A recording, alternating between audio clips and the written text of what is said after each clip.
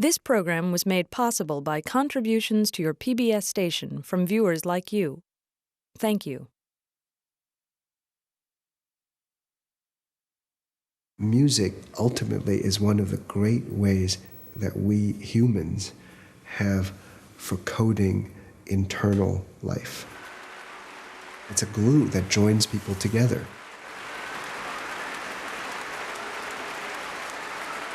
He loves people. He loves the stage. He loves communicating. I think he's the greatest cellist I've ever heard, just bar none.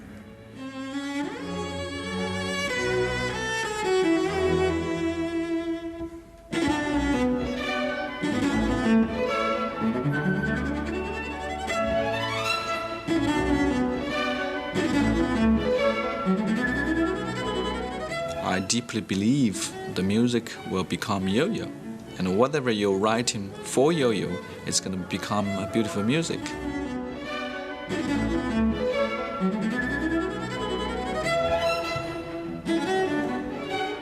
He's entirely consistent, and you never know what's going to be next.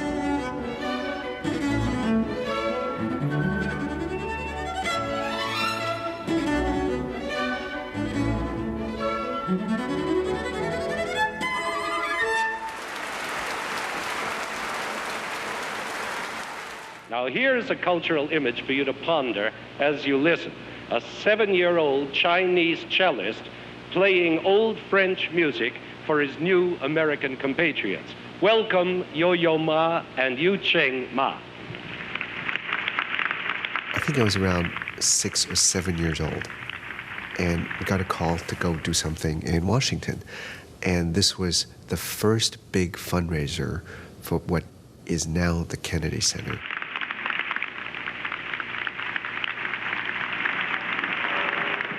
As a child, I was probably pretty unself-conscious, and it's that part that you want to treasure as you grow up.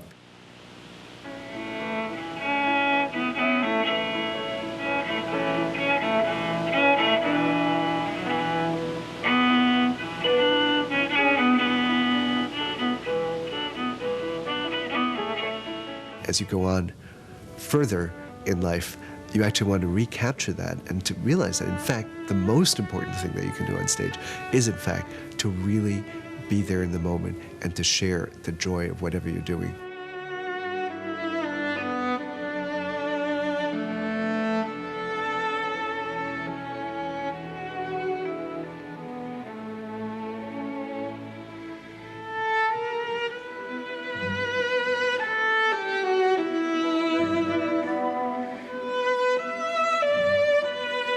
Later on, I got more scared, of course, the usual hierarchy of people judging you and whatever. And now, I think I'm back to the former version. I really enjoy being on stage.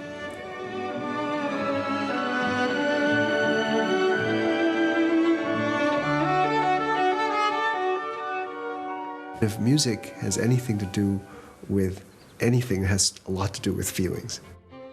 It would take me forever to learn somebody else's way of doing things. That forever becomes shorter if there's someone that can actually help me along the way.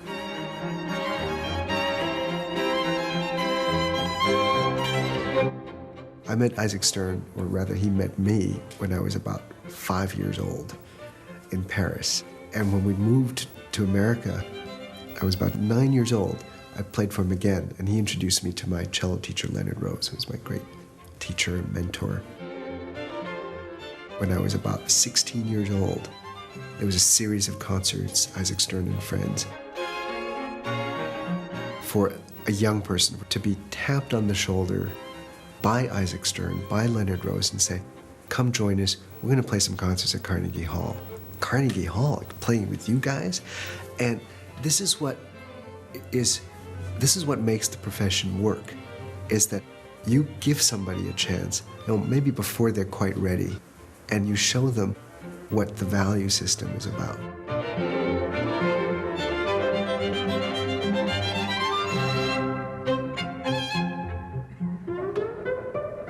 You don't want to make somehow there's, it's not exactly set, it's not, I mean, 2 chords should sound like an up. I agree with you completely. We're giving it away before. Let's practice that.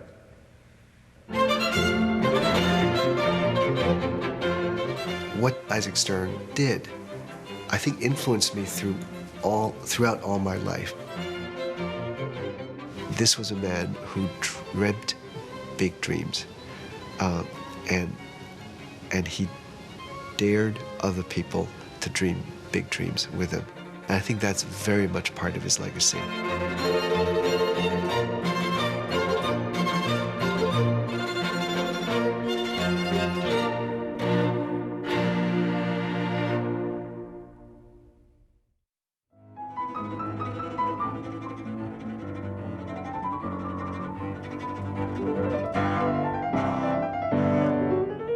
I used to work for his teacher, for Leonard Rose. I used to play for cello lessons and go hour after hour with, and so Mr. Rose would tell me endlessly about this remarkable talent, Yo-Yo Ma.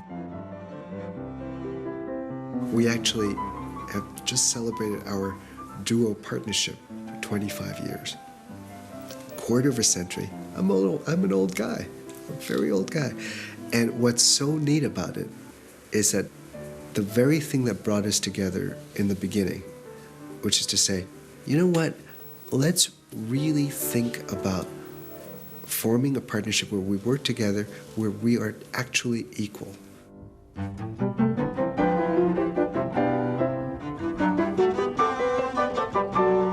Manny has a great sense of humor, so no matter where we go, you always will find the humor in the situation, which is, of course, fabulous. I think that works. I know it's not kosher, Yeah. but after all, Beethoven wasn't. We're not discussing salami here, so. You're really in a pickle now. Thank you. Okay. And throughout the 25 years, I think what we've discovered is that we're like the original odd couple. We spent so much time together. We know all of our individual quirks and whatever, but we've also learned at the same time how to make the other person look good.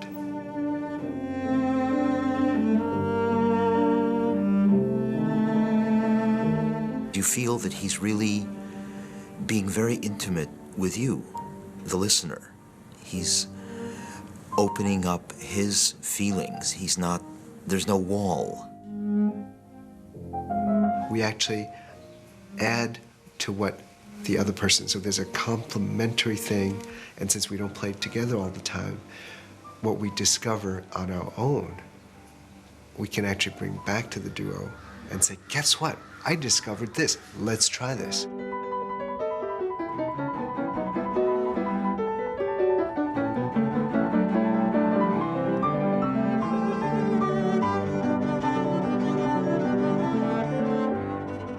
I'm usually extremely nervous when I play.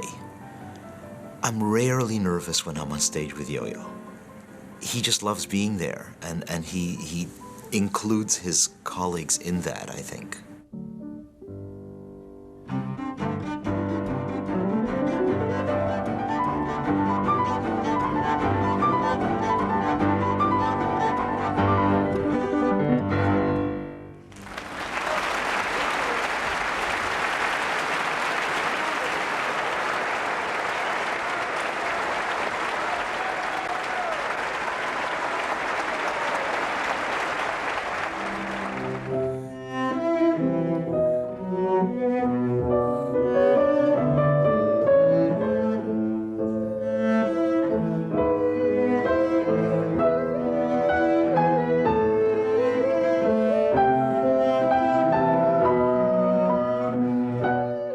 I met Bobby when, at Tanglewood, right here, when we're all here together to celebrate Leonard Bernstein's 70th birthday. See, I'm not too sure what I want there yet, so let me think here. Except you want the last note to go to this note, just as the cello does, I mean the bass and the cello down there do it. You see what I mean? In other words, that is doing the same thing. Right. Oh, I see. Okay. Get it? Yeah. Okay. So it's one.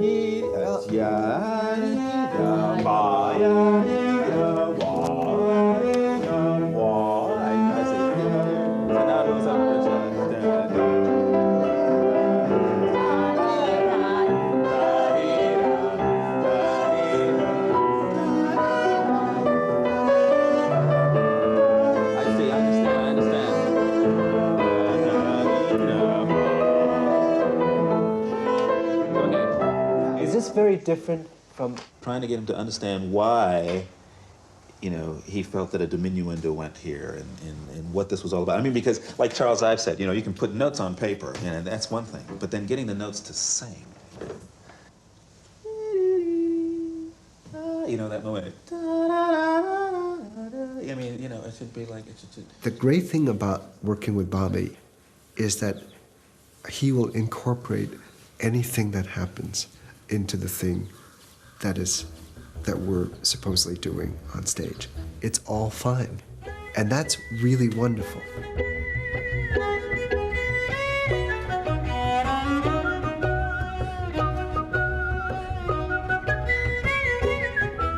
Bobby says, look, you know, you just have to remember one thing, to not be self-conscious was to not judge myself when you're on stage. Everything was okay. That actually changed my life. Hush, little baby, don't say a word. Papa gonna buy you a mockingbird. That mockingbird won't sing. Papa gonna buy you a diamond ring.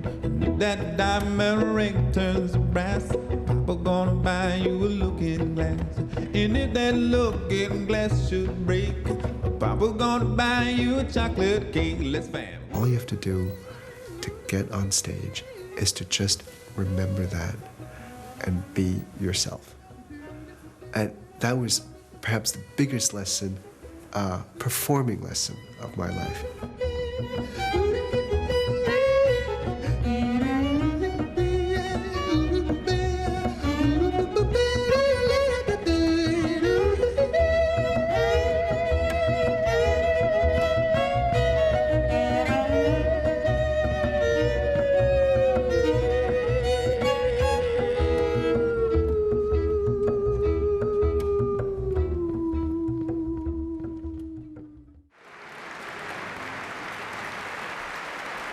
When you're dealing with sort of super events, a big celebration like Dvorak's anniversary in Prague, you actually have to expand yourself more in the Bobby McFerrin style. You've got one shot at doing something fabulous. Let's invite all of that in.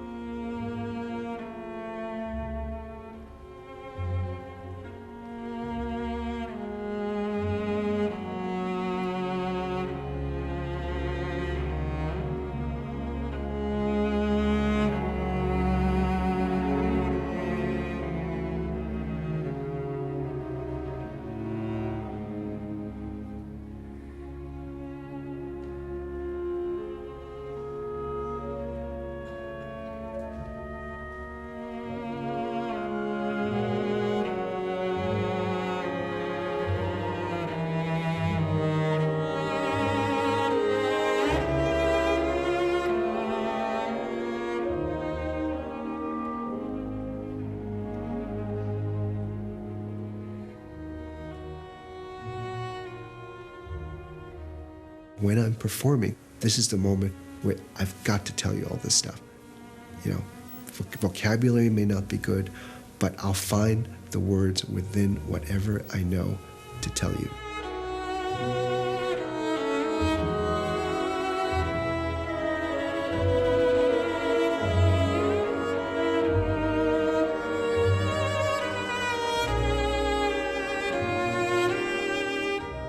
The most important thing about performing is to make magic, to make a special moment in time. The whole process, to me, is never about proving something, but it's about sharing something.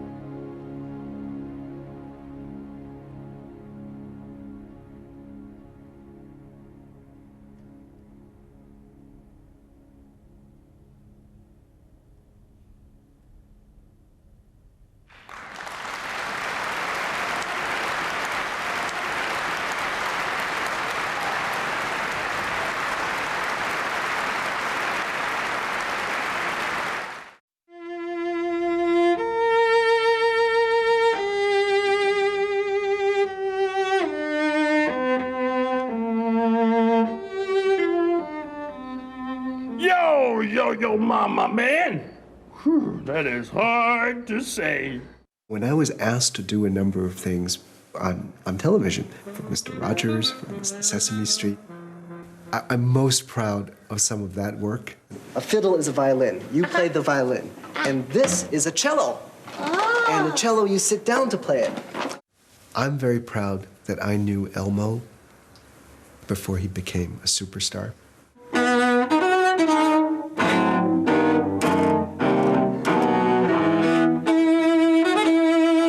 Elmo was a budding violinist. Well, budding is maybe a little strong, but he was playing a scale, and he was going through, you know, da, da, da, da, and on the 7th note, couldn't quite get there.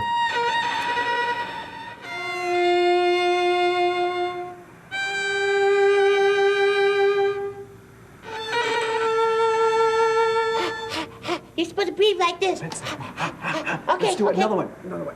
Let's go. Terrific, Elmo. Wonderful. I helped them through that. Thank you, Big Bird. We will perform for you the Beethoven Quartet for 2 honkers, dinger, and cello. If you can actually enter into the world of a child, it's really their world, and that's forever.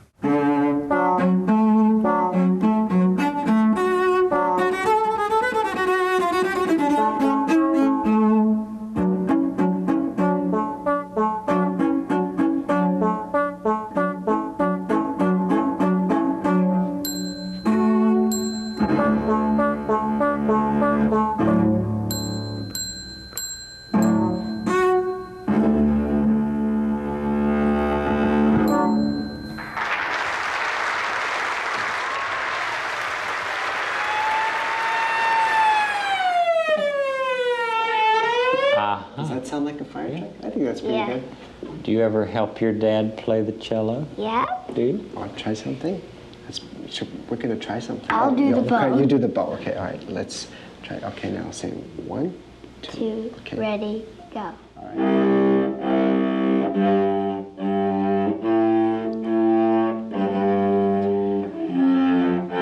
The pleasure of working with young people was brought immediately to life having children, because you see the unbelievable excitement and curiosity that kids have. Would you and your dad play something together Yep. for me? What? The Skeeter's Love. Oh, okay. I'll just stay right here and watch both of you. Okay, Nicholas, now I haven't done this on the cello before, so you just give me 1, 2, go. Okay.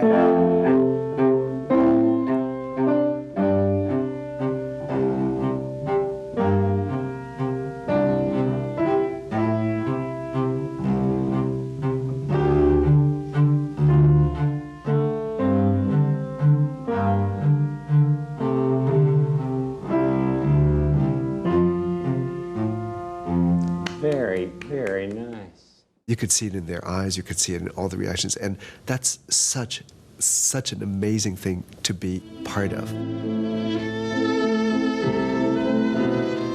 I think one of the great adventures in terms of dealing and talking to younger people is that they've got interesting thoughts.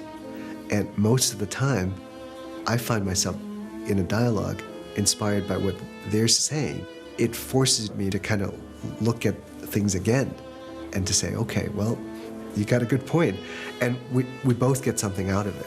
Okay, now maybe one of the things that you can do is find maybe more tension between, if I'm dragging, then you should push me. Do you know what I mean? I think you're being too nice to me. You're saying, well, you know, this is the soloist. Well, that's precisely what you shouldn't do, because, you know, if I'm Yo-Yo Ma and I'm screwing up, then you should say, you know, hey, get your, you know, whatever. Try playing the beginning of the prelude of the second suite, and try breathing out before you play. Would you like to? I just want to see whether it works. I want to blow all the breath out, like completely, until you turn blue in the face. The first thing that happens when someone's nervous And this happens in the office too. So your shoulders go up, right? You get tight here. And of course, when you're tight physically, how can you be expansive? If you're tense, you can't be receptive. Still blow out as much as you can.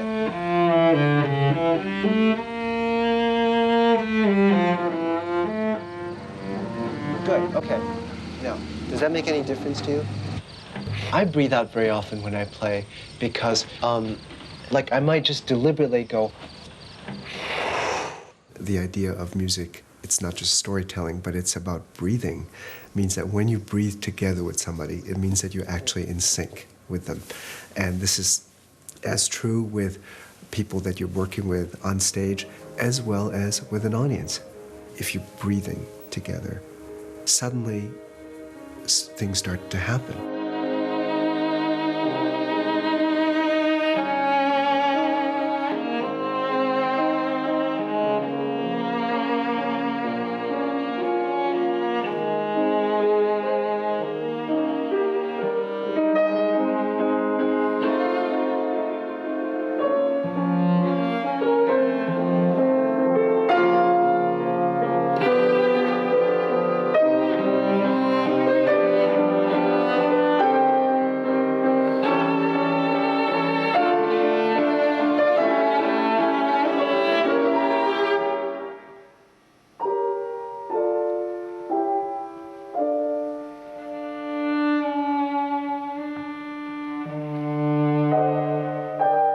I remember so many years ago, he told me about this idea of working with a Middle Eastern orchestra and figuring out if that will help with the tensions that are constantly going on there.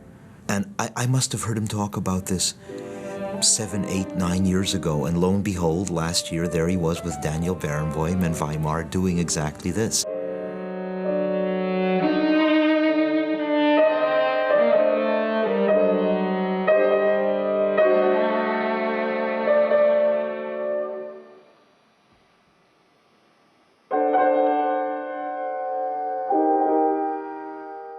To come because he's one of the greatest musicians, and also because I thought humanly he is somebody that really will not only feel but understand what this is about. Recently, I worked on a project with kids from Egypt, from Syria, from Israel, from Lebanon, from Palestine, from Jordan.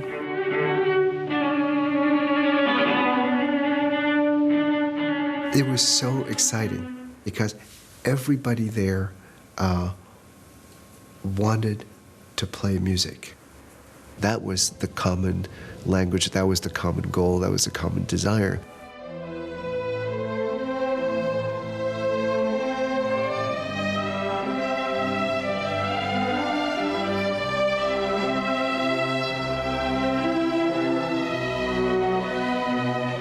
I think he believes very, very strongly that music is a way to reach everyone. And I think he's, in a sense, dedicated his life to that.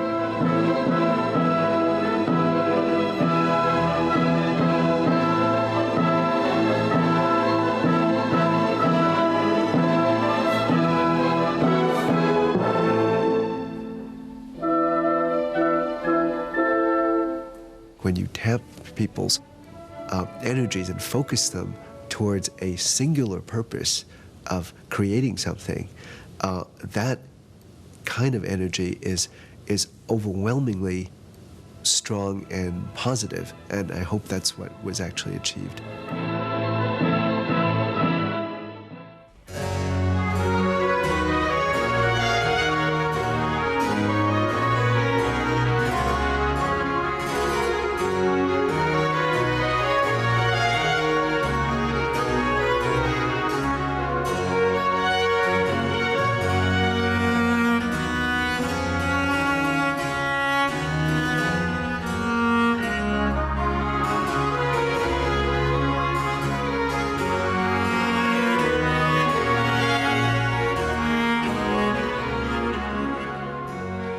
The Amsterdam Baroque Orchestra is a bunch of wonderful musicians that come from many different countries, France, Italy, Germany, Spain, Holland, playing music and instruments that are in the older styles. And why do they come together? Because they love working with Toon Koopman, who is a great musician who plays the organ, plays the harpsichord, conducts, and knows everything there's to know about Bach. When Yo-Yo Ma asked me some years ago about an idea to make a project, can we make something which is joyful to do, which is beautiful to do, which is emotional to do, and which makes sense on a CD, and as well to open the world of Bach for a broader audience?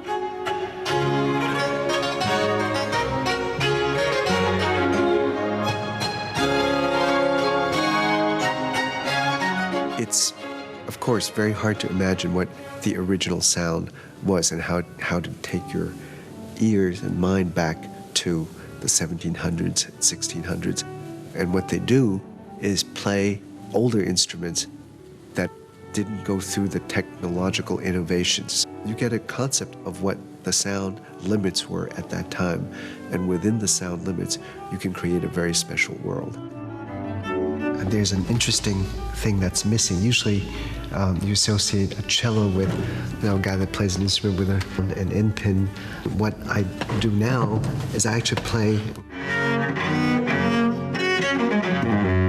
with the cello between my legs, and literally I have to hold it for hours on end. Instead of steel strings, we put on gut strings. The bridge is thicker. If you look at this bow here, this has a much larger curve than bows that you usually see that people play on today. Again, this is a Baroque bow, less power, less, but much more possibilities in articulation.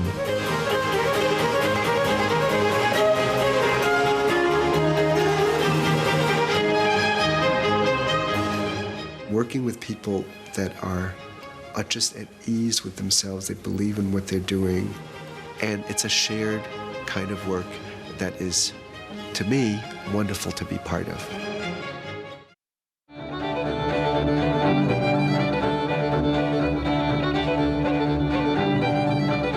Thinking about the fiddling tradition, I always knew that that existed somewhere. There's this unbroken line of music that was passed on orally from parent to child that's taken place over the last couple of hundred years. That was new information for me, and to see it in the living embodiments of both Mark and Edgar was very, very exciting.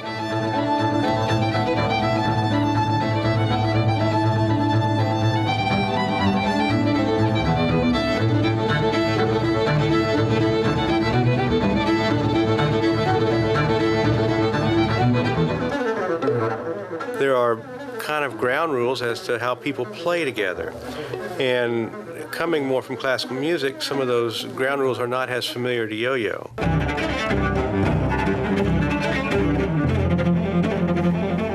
Working with Yo-Yo has been wonderful for me. I can feel the different pulses a lot better rather than just a straight pulse like a folk music or jazz. And these things I was struggling with when we first got together. So it's like, I feel like another kind of musician, a brand new musician. Mark O'Connor and Edgar Meyer are very special musicians. I was just so struck by the individualness of what they did. I had never heard anything like that before.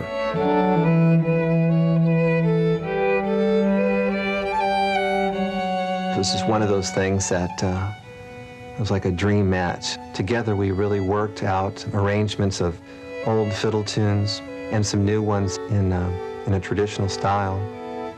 And we're creating parts for Yo-Yo to be able to fit right in the middle of all this.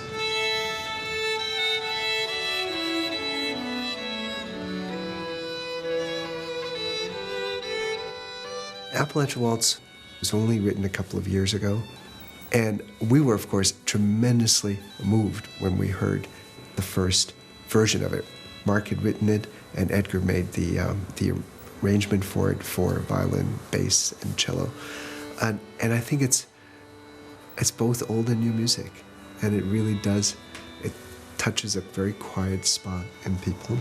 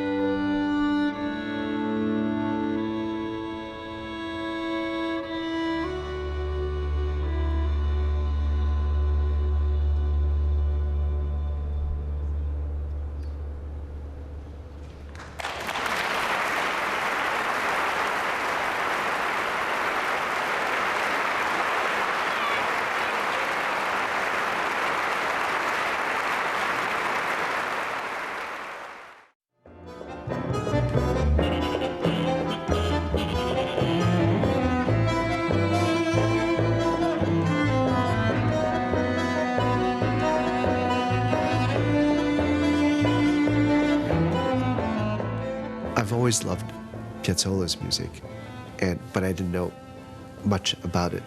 I went to Argentina, and in Buenos Aires, went to a lot of tango bars, met many of the musicians that worked with Piazzolla, and it was there that the music caught fire in my heart.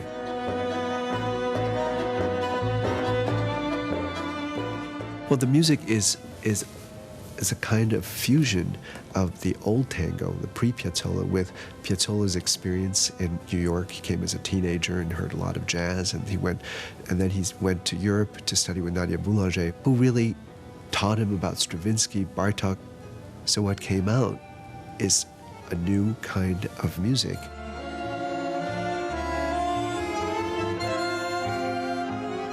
He just developed his own way of writing, and of course, it's more than Argentinian music.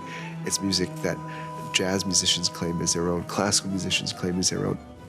Once it hits you, it just stays.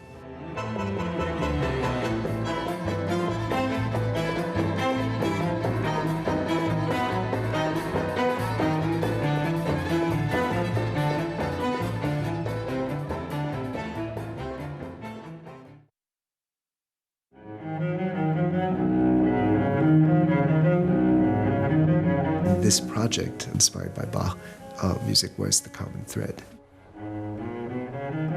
The 6 cello suites by Bach, by any account, is really special music. And I thought, if it's such a treasure, why not share it with as many people as possible? I think of the suites in a certain way, but what would somebody else who works in a slightly different medium, what would they think of it if they made it their own?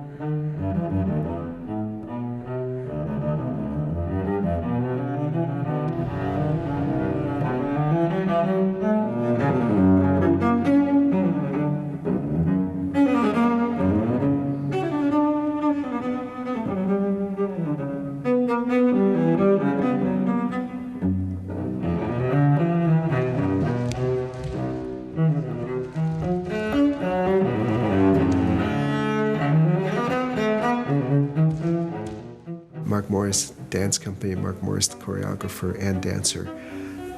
Amazing group of people. Dum, bum, bum.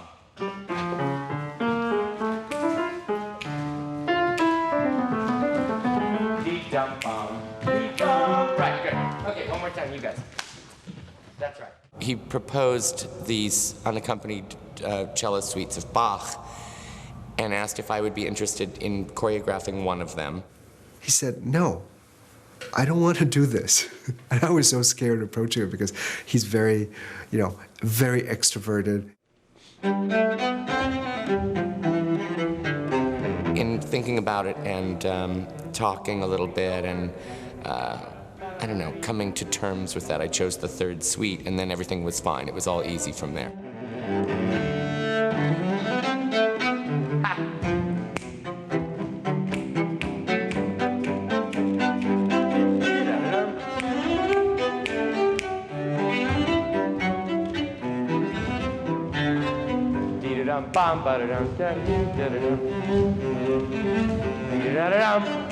And really make this, the forward and back thing, more, it doesn't even have to travel as much as it has to lean, so it's really 3D. All right, so it's more Dr. Tongue. People who so believe in what they do, is so totally committed to it, that I used to think to myself that within that world, it's a utopia. And utopias don't usually exist.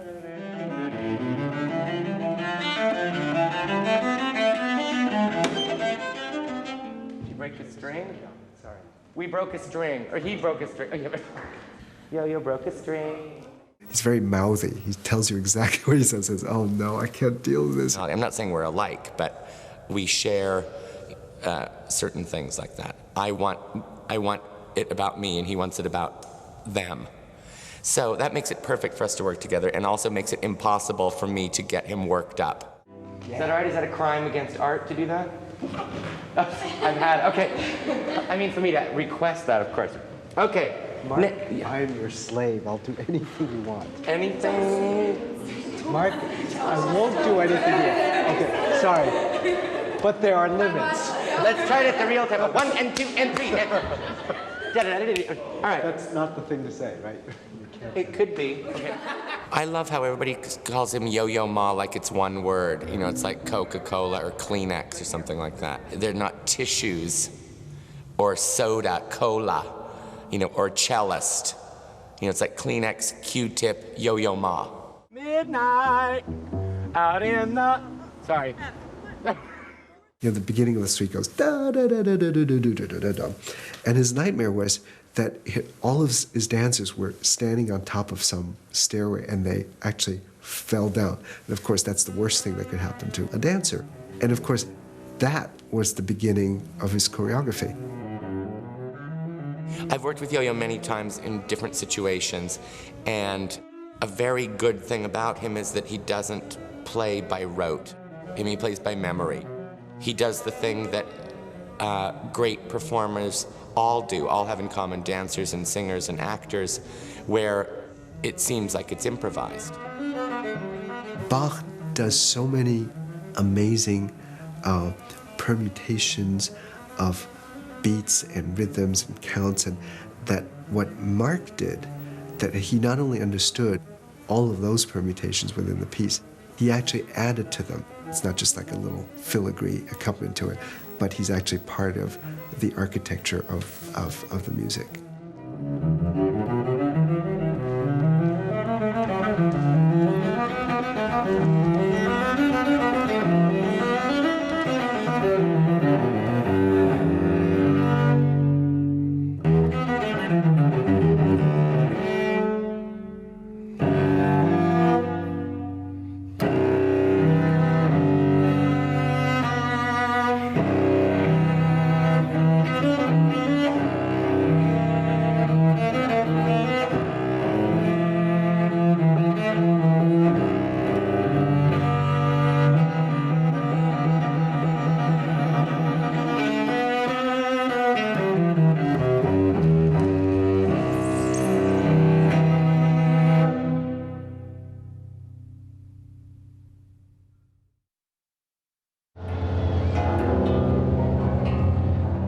1997 was the year that Hong Kong reverted from British rule back to Chinese rule.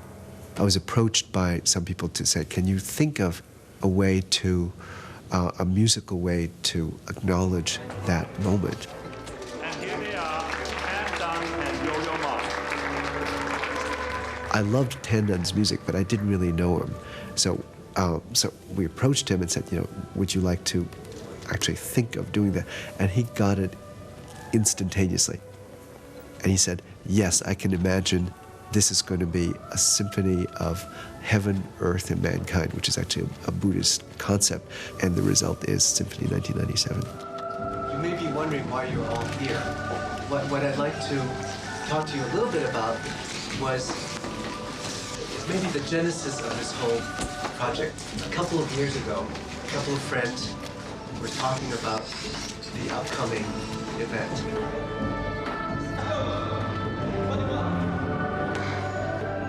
我就是把这个马友友的这个大提琴啊，作为一个好像做一个 bridge， 做一个 the witness of history， so that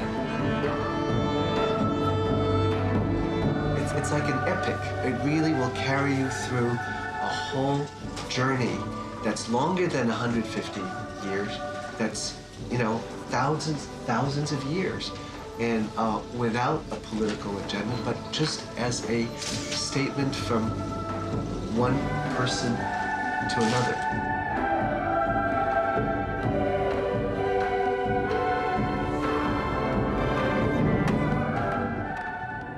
Tan is someone who actually lives in about 3 or 4 different worlds. Pre-Cultural Revolution in China, during the Cultural Revolution, as he says, planting rice, then went back to school and conservatory in China, then came to America. All of that is happening in a very fertile mind and with great imagination.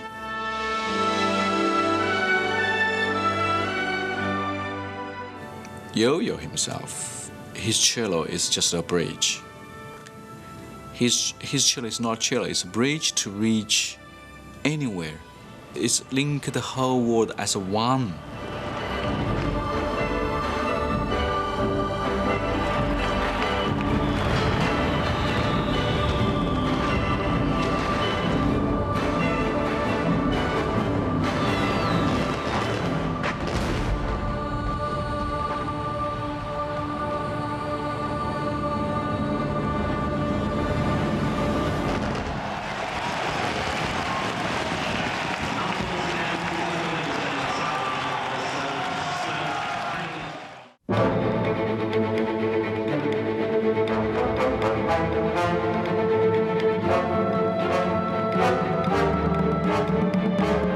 Working with Tan Dun and An Li on this film was so great because I don't do that very often, and it was an opportunity to work in a much with a much bigger team than I'm used to working, and I had to somehow find the fine line of what they each needed.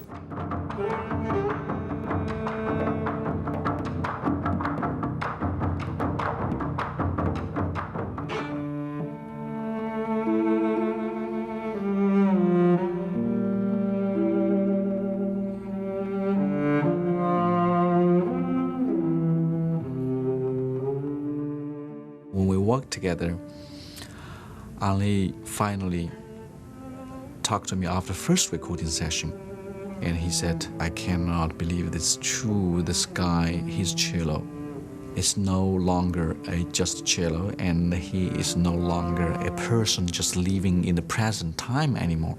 I said, well, that's Crouching Tiger.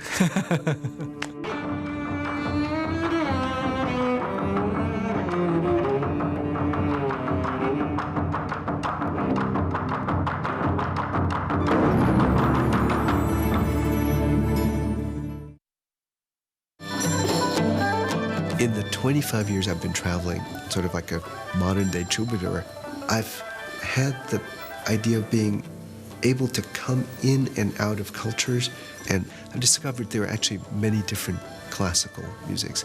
And so the Silk Road Project tries to bring these people together, and you could see it in the instruments that we actually seen along the Silk Road, and they're practiced still by fabulous musicians who are virtuosos in their right. And the question is, can we talk together?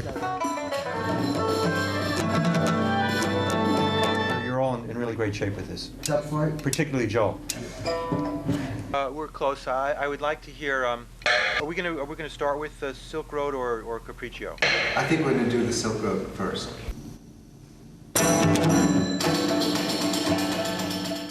Just on the instrumental point of view, let's trace that. Let's connect the dots and go to about 1500.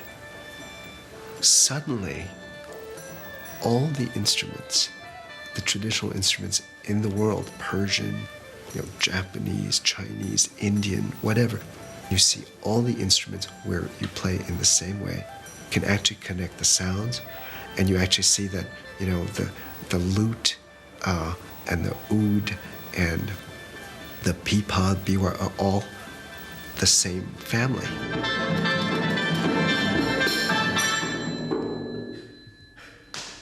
I do as much work in the second piece as you do in the first piece, which is basically stay out of the way.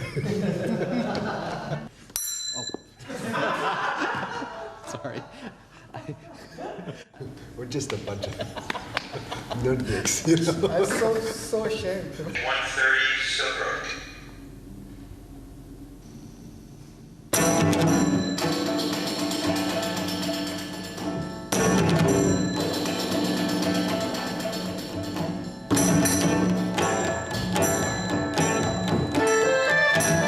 I'm not brave. I'm actually pretty scared a lot of the time, but I must like being scared because I keep doing things that scares me.